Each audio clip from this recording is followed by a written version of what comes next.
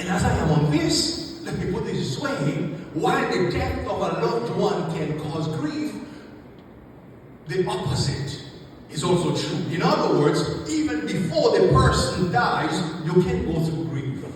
In other words, when you are caring for a loved one, or you are watching a friend being sick, and you realize that the person is gradually going down, so you start experiencing grief even the person passes away. Because you are watching that person going down the drain, health-wise. So the death of a pet.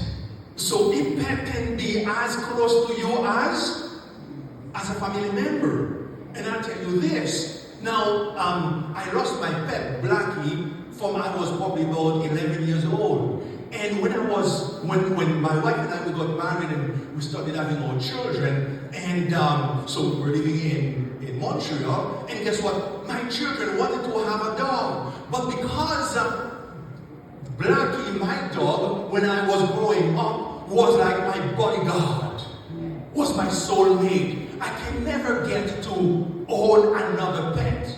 And as a result of that, I refuse to give my children a pet because I cannot see myself going through the loss of another pet. Right? And one of the reasons why Blackie was so important to me is because when I was growing up, my father was extremely very abusive. And guess what? Quite often when he was beating me, and Blackie would be the one to jump. Right? Jump at him in order to protect me. And that's most of the time, that's the only way he would stop. So quite often when he was beating me, you know what he would do? He would look Blackie away. So that nobody can come between us. So now, for somebody who has a pet, and that pet is very closer to you, guess what? When that pet dies, it's like part of you dies. So moving is another one.